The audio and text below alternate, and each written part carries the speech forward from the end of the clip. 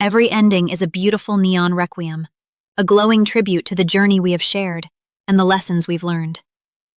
Join us as we close this chapter with style and prepare for the next big revelation. Subscribe today and witness the beauty of a perfect cinematic resolution. I didn't cry. I didn't call. I just stood in the middle of my studio, looked at the crack running up the wall my brother had just torn open and said, "Okay." He thought that meant I was giving up. He was wrong. My name is Claire, and for the past 4 years, I built something from nothing. Not from a loan my parents co-signed, not from a trust fund I never had. From weekend markets, from photographing 3 weddings in a single Saturday, from eating instant ramen for 6 months straight so I could afford a proper lighting rig. I built Ivory Light Photography Studio, a 1,400 square foot space in a converted Victorian row house on Mercer Street with original hardwood floors, a 12-foot tin ceiling, and a north-facing skylight that made every portrait look like it was lit by God himself. I was 31 years old. I had done it alone. And then my brother decided he wanted it. Let me back up, because you need to understand the family I came from before you can understand what happened next. My parents had 2 children, me and my brother, Derek. Derek was the golden one. Derek was the charming one. Derek was the one who could walk into any room, flash that smile, and make everyone believe he was 3 steps ahead of you. He had been starting businesses since he was 19, a food truck, a clothing brand, a cryptocurrency thing I never fully understood. And every single one of them had quietly collapsed within 18 months. But somehow, every failure just made him more confident. Every loss just made my parents believe in him harder. I was the other one. The reliable one. The one who showed up on time, paid her own bills, and never asked for anything. Which, in my family, meant I was also the one nobody worried about. You don't check on the plant that's already growing. You pour all your water into the one that keeps wilting. For years, I poured water too. When Derek's food truck went under, I lent him $4,000. When his clothing brand collapsed, I helped him move out of his apartment and stored his inventory in my garage for 8 months. When the crypto thing happened, and we don't talk about the crypto thing, I was the one who sat with my mother at 2 in the morning while she cried, because Derek had somehow convinced my parents to put in $20,000 and lost all of it. I never asked for any of it back, not once. Because that's what you do for family, right? Wrong. That's what you do when you haven't yet learned that some people experience generosity as weakness. The studio took me 2 years to find and another year to restore. The Victorian row house had been sitting empty for a decade. The previous owner had used it as a storage unit, and before that it had been a seamstress shop, and before that in the 1920s it had been a portrait photographer's studio. There was something poetic about that. I found the original signage in a box in the basement, hand-painted glass, faded gold letters. I had it restored and hung it in the reception area. My studio manager, a woman named Priya who had been with me since my very first rented studio space 3 years earlier, cried when she saw it go up. I had just signed my biggest contract, exclusive portrait photographer for a regional hospital network. Newborns and families, 40 weeks a year. It was going to change everything. It already had. I had hired 2 additional photographers, upgraded all the equipment, and was finally paying myself an actual salary instead of whatever was left over at the end of the month. And then Derek called. It was a Tuesday afternoon in March. I was in the middle of editing a maternity session when my phone buzzed.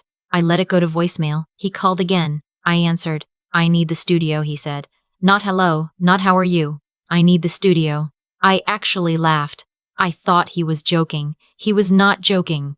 He had a new business idea, a content creation space, he called it, a place where local influencers and small brands could rent time to shoot photos and videos. He had already, he told me, spoken to 2 potential clients. He had a logo. He had a name, frame, and flow. He had, and this is the part that should have told me everything, already told my parents about it, and my parents were very excited. "Derek," I said, "that's literally what I already do. That's my business. Yours is portraits," he said. "Mine is content. It's totally different. I need my studio to run my business. You can find another space. You're good at that kind of thing. Besides, your lease is coming up in 8 months. You are going to have to deal with it anyway." I want you to understand something about that moment. He wasn't asking.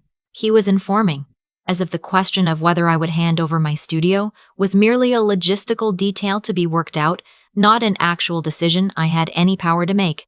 I told him no. I told him clearly, calmly, and without any room for misinterpretation. No. He hung up. 2 days later, my mother called. My mother has a voice she uses when she has already decided the outcome of a conversation and is simply delivering news. She used it now. Derek had a real opportunity, she said. This time was different, she said. He just needed a space to get started, and once Frame and Flow was up and running, I could have my studio back, or a share of the new business. She wasn't sure exactly, but the point was that family helped family. Didn't I believe in family? I told her what I had told Derek. No. My father called that evening. Same voice, same points, slightly different order. No. My aunt called. I didn't know my aunt was involved. She called from Florida and somehow had the same talking points. No. For 3 weeks, I said no in 9 different conversations. I said it to Derek directly, to my parents individually, to my parents together, to my aunt, to Derek's girlfriend, and once, bafflingly, to a man I didn't recognize who called from an unknown number and introduced himself as Derek's business advisor. And then I stopped hearing from them. I should have recognized what silence from my family meant. In my experience, silence from my family did not mean acceptance. It meant they had moved on to a different strategy. The call came on a Wednesday morning in early May. I was in Austin for a photography conference, 3 days, already paid for, non-refundable. Priya called me before I'd even had coffee. Claire. Her voice was strange, flat and strange. You need to see something. She sent me a video. She had taken it from the sidewalk outside the studio, through the front window. The footage was shaky because her hands were shaking, and it took me a moment to understand what I was seeing. Derek was inside my studio. He had 2 men with him I had never seen before. They had a sledgehammer. They were swinging it into the wall between the main shooting floor and the client lounge, the original plaster wall with the exposed brick I had spent 2 months restoring, the wall that had the 1920s studio's original electrical panel mounted in a glass case I'd had custom built. The glass case was on the floor. It was in pieces. He said you gave him a key, Priya said. He had a key, Claire. I didn't know. I'm so sorry. I had given Derek a spare key 18 months ago when I was traveling and needed someone to check on the space after a water heater issue. I had never asked for it back. I had never thought to ask for it back. Because he was my brother. I watched the video, twice. I watched the sledgehammer come down. I watched the brick dust settle on my hardwood floors. I watched Derek pull out his phone and take a photo of the opening in the wall, smiling, sending it to someone. And here is the thing I need you to understand about that moment, because it's the thing every single person I've told this story to has questioned. I did not call the police. I did not get on the first flight home. I sat in my hotel room in Austin, ordered room service, and thought for 6 hours. I know how that sounds. I know what you're thinking. Why didn't you just call? Why didn't you go home? And the honest answer is, because I had been in this family for 31 years and I had learned something about how it worked. If I flew home and had Derek arrested, my parents would have spent the next decade making me the villain. I would have been the sister who had her brother thrown in jail over a wall. Derek would have been the victim. I would have lost my brother, estranged my parents, and spent years defending a decision that the rest of my family would never accept as reasonable, no matter how reasonable it was. I didn't want to win that battle. I wanted to win something larger. So instead, I called my attorney. Her name is Diane, and she has been my attorney since I incorporated the studio. She is 53 years old, entirely calm, and she once told me that the most useful legal strategy is often to let the other party do your work for you. I had thought about that sentence many times since she said it. I thought about it now. I told Diane everything. She listened without interrupting, which is one of the things I appreciate most about her. When I finished, she was quiet for a moment. You said the building is a registered historic property, she asked. It was. The Victorian row house was on the city's Historic Preservation Register, Class B designation, which meant that any structural alterations required a permit, an architectural review, and approval from the Historic Preservation Office before a single nail was touched. And your brother has none of that, Diane said. He did not. Don't go home yet, she said. Let me make some calls. I stayed in Austin. I went to the conference. I smiled in photographs and attended panels and ate dinner with colleagues. I checked my phone every hour for updates from Priya, who was now documenting everything: photos, videos, notes with timestamps. Derek had, in the days after the initial breach, brought in additional workers. He had torn out a second wall. He had removed the original skylight cover I had custom ordered from a restoration company in Vermont. He had spray painted frame and flow on the exterior window in temporary paint, the kind that peels, he presumably thought, when you're ready to replace it with something permanent. He had also, Priya told me, begun showing the space to clients. He had hosted 2 walkthroughs. He had collected deposits. I want you to sit with that for a moment. He was collecting deposits for a business operating in a building he did not own, a space he did not lease, using alterations he had no permit to make. On the 6th day, I flew home. I did not go to the studio. I went directly to Diane's office, where she walked me through what she had assembled. The structural damage was significant. The wall Derek had removed first was not, as I had feared when I watched the video, a load-bearing wall. But the second wall was, not entirely load-bearing, but partially, and enough that a structural engineer Diane had hired assessed it as a code violation that would require remediation before the space could legally be occupied. Combined with the unauthorized alterations to a registered historic property, we were looking at violations across 3 separate city departments. Diane had also found something else. When I had last renewed my studio lease, I had negotiated a clause that gave me right of first refusal on the property if the owner ever chose to sell, and a 12-month notice requirement for any lease termination. My landlord, a quiet retired man named Gerald who owned several properties in the neighborhood, had not been contacted by Derek at all. Derek had apparently assumed, or simply not thought about, the fact that he would eventually need to deal with the actual property owner. More importantly, Derek had been collecting those deposits under the name Frame and Flow. He had a business email, a website, a Venmo. He had sent invoices. He had a paper trail that he had constructed himself, entirely voluntarily, documenting his unauthorized occupation of my studio. Diane looked at me across her desk. "You know what he's done," she said. I did. He had built his own case for me. "Don't contact him yet," she said. "Let's wait for one more thing." The one more thing happened 11 days later. Derek had announced, on the Frame and Flow Instagram account he had apparently been running for 3 weeks without my knowledge, a grand opening event. Curated vendors, local influencers, complimentary champagne, a ribbon cutting. He had tagged the studio's address. He had tagged my landlord's building in his promotional photos, which meant Gerald had seen it, because Gerald, it turned out, followed local neighborhood accounts on Instagram with the dedication of a man who had nothing else to do on Thursday evenings. Gerald called Diane before we even knew about the event. The morning of Derek's grand opening, I was sitting in a coffee shop 4 blocks away. Priya was with me. She had taken the day off, which told me everything about her investment in what was about to happen. Diane had filed the complaints with the city 2 days earlier: historic preservation, building and safety, and zoning. She had also sent a certified letter to Derek the previous week outlining the unauthorized use of property, structural violations, and unauthorized collection of commercial deposits, and giving him 72 hours to vacate before we pursued legal remedies. He had not vacated. He had, according to Priya's sources, laughed about the letter to his girlfriend and then posted a reel about haters who can't stand to see you win. He had also, at my parents' suggestion, rented a projector for the grand opening. He was planning to display a slideshow of the Frame and Flow brand. My parents would be attending. My aunt from Florida had flown up. At 11:17 a.m., I received a text from Diane, 2 words: "They're here." The city inspector, accompanied by a historic preservation officer, arrived at the studio at 11:02 to Derek's grand opening. There were approximately 30 people inside. Champagne had been poured. Derek was in the middle of a speech.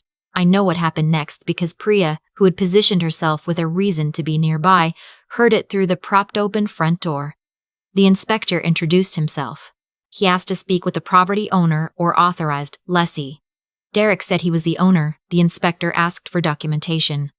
Derek said it was his sister's studio, but she had given it to him.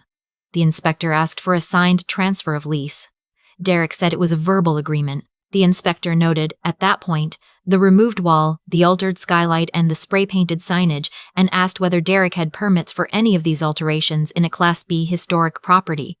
Derek did not have permits. The inspector issued a stop work order and an immediate cease and desist on commercial activity effective on the spot. He gave Derek 30 days to remediate the structural violations at Derek's expense or face escalating fines. He also noted that collecting commercial deposits for an unpermitted business operating in violation of historic preservation law was a matter he would be referring to the city attorney's office. Priya said she heard Derek at this point say, "And I want to be clear that I am not embellishing this. Can you arrest her? She set this up. Arrest her." The inspector asked who he meant by her. Derek said his sister. The inspector noted that his sister was not present. Derek said she was behind it. The inspector said that wasn't really his department and asked everyone to please exit the building. I got Priya's message at 11:41 a.m. She sent a single voice memo, and the first thing I heard was her trying very hard not to laugh. Now, I want to be honest about something because I think this is the part that matters most, and it's the part that most stories like this skip over because it's uncomfortable. What Derek did was not only to me. My parents had been at that grand opening. My parents had, it came out later, given Derek $11,000 to cover the renovation costs, meaning the unauthorized demolition of my studio, because he had told them I had agreed to the arrangement and the money was just for materials. They had given him money to destroy my property based on his word alone. They had not called me. They had not verified. They had simply believed him as they had always believed him, because believing him was easier than confronting the 31-year pattern of who Derek actually was. When my father called me that evening, I could hear my mother crying in the background. "How could you do this to your brother?" he said. I want you to notice what he didn't say. He didn't say, "How could Derek do this to you?" He didn't say, "How could Derek do this to you?" He didn't say, "We should have checked with you first." He said, "How could you do this to your brother?" I was very calm. "Dad," I said, "I need you to check your email." Diane had sent them the structural engineer's report, the historic preservation violations, the certified letter Derek had ignored, and this was the part I had specifically asked her to include: a detailed accounting of the damage to the studio, with estimated remediation costs. The total was $63,000. Derek did not have $63,000. Derek had $11,000 of my parents' money, which he had already spent. My parents had also, it turned out, and this was the piece I had not known about until Diane discovered it, co-signed a short-term loan Derek had taken out to cover Frame and Flow's launch costs. The loan was for $22,000. They had done this 3 weeks before the grand opening quietly, without mentioning it to anyone. When the city action froze Frame and Flow's commercial deposits and the clients began requesting refunds, the loan came due. I didn't engineer that. I want to be clear about that. I didn't know about the loan. I didn't plan for my parents to be financially exposed. That happened because Derek did what Derek always did. He made promises he couldn't keep, and he brought people he loved into the blast radius without warning them. I felt something complicated when I found out. I won't pretend I didn't. But I also thought about every conversation I had been excluded from. Every time my parents had moved money or made decisions in Derek's orbit without telling me. Every time they had funded his failures with the same optimism they never extended to anything I built. I thought about the $11,000 they gave him to renovate my studio without asking me, and then I called my attorney and told her to proceed. Derek settled. It took 4 months, 2 mediation sessions, and 1 genuinely terrible Thanksgiving, but he settled. The remediation costs were split between Derek and my parents. The co-signed loan meant they were already legally exposed, and Diane was very thorough. The studio was restored. The structural violation was corrected. The historical violation was corrected. The Historic Preservation Office assessed a fine, which Derek paid. Frame and Flow never opened. There is one more thing I want to tell you, because it is the thing that meant the most to me in the end. Priya had, in the weeks after the grand opening disaster, worked without being asked to cataloging every piece of damaged equipment, every restoration item that needed repair, every hour of studio booking we had lost during the chaos. She did it on her own time. She came in on weekends. She tracked down replacement parts for the custom electrical panel case. When I came back into the studio for the first time after the remediation was complete, She had also, and I didn't know she had done this until I walked through the door, found a local art student who specialized in historic lettering and commissioned a new piece to replace the original signage that had been cracked when Derek's crew knocked the wall panel down. It wasn't identical to the original. It was better. It was ours. I gave Priya a raise that afternoon, not a small one. I also gave her a title she had earned 3 years ago, and I had been too caught up in survival mode to formalize: studio director. She cried. I cried. It was, genuinely, the best day I had in that building since the day I first unlocked the door. My brother and I don't speak. My parents and I are in a place I would describe as cautious and honest, which is more than we have ever been. My mother told me recently that she had been thinking about the loan, that she understood now why I had felt what I felt, even if she was still working through her own part in it. It was the most self-aware thing she had said to me in 31 years. I told her I appreciated it. I meant it. My studio is booked 16 weeks out. The hospital contract renewed for 2 years. I hired a third photographer last month, a 23-year-old named Bia, who shoots film alongside digital and whose eye is so good it makes me a little jealous in the best possible way. I still have the original key Derek used to let himself in. I found it in the studio after the mediation, left on the front desk, which was either an oversight or the closest thing to an apology he was capable of. I haven't decided yet what to do with it. Some days I think about throwing it away. Some days I think it belongs in the same display case as the restored signage, a reminder that the things people try to take from you and fail to take end up belonging to you more completely than they ever did before. I didn't scream. I didn't fight. I just waited until the space was mine again. It always was.